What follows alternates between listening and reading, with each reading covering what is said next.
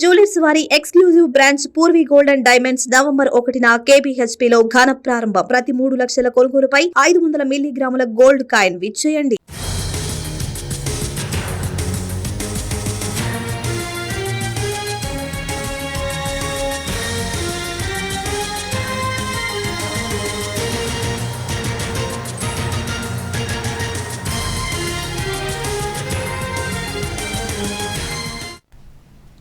Breaking news.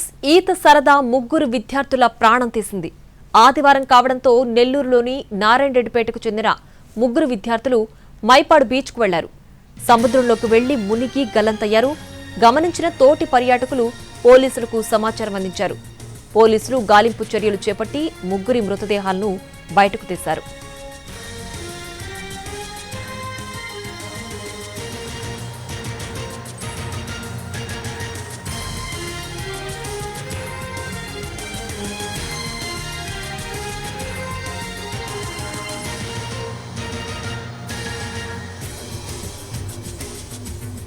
ఈత సరదా ముగ్గురు విద్యార్థుల ప్రాణం తీసింది.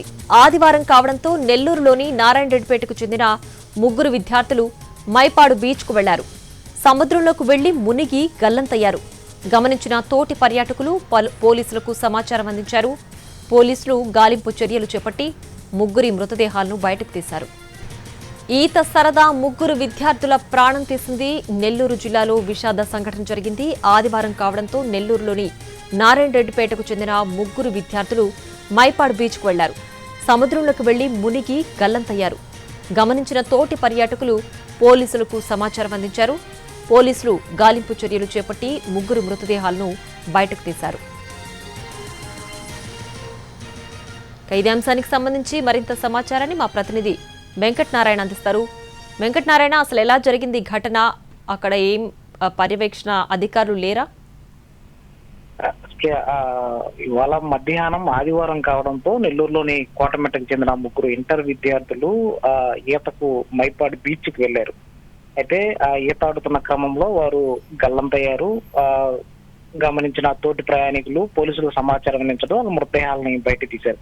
అయితే అక్కడ గస్తీ సరిగా లేకపోవడం వల్లే ఆ ముగ్గురు స్టూడెంట్స్ మృతి చెందారని ఆరోపణలు వినిపిస్తున్నాయి. ఎందుకంటే ఇటీవల కాలంలో తుఫాను నేపథ్యంలో కూడా పూర్తిగా అక్కడ గస్తీ ఏర్పాటు చేశారు. తుఫాను తీరం దాటిన అనంతరం కూడా అక్కడ గస్తీని తీసేసేయడంతో ఆ విద్యార్థులు యువకులు పెద్ద ఎత్తున మైపాడు బీచ్ కి వెళ్తూ ఉన్నారు. ఇవాళ ఆదివారం కావడంతో ఒకసారిగా ఎక్కువ మంది పర్యాటకులు మైపాడు బీచ్ కి వెళ్లారు. ఈ క్రమంలో ఈత ఆడుతూ ఎవరైతే కోటమెట్టకు చెందిన హుస్సేన్ కావచ్చు, తాజిన్ కావచ్చు, ఆదిల్ కావచ్చు, ముగ్గురు కూడా ఈత ఆడుతున్న క్రమంలో ఒకసారిగా ప్రమాదవశాత్తు సముద్రంలో గల్లంతైనటువంటి పరిస్థితి.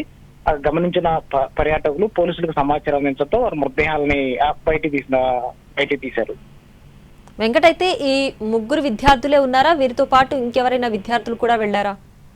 ప్రస్తుతానికి మనకి అందుతున్న ప్రాథమిక సమాచారం ప్రకారం వీరు ముగ్గురు విద్యార్థులు బైక్ పైన ఏదైతే సముద్రం బీచ్ వద్దకు వెళ్లారు. ఈత ఆడుతున్న క్రమంలోనే గల్లంతైనట్లు మనకి సమాచారం అందుతుంది. దీనికి సంబంధించి స్పష్టమైన సమాచారం ఇంకా పోలీసుల దగ్గర నుంచి మనకి రానటువంటి పరిస్థితి ఉంది. Right Venkat, thanks for the updates.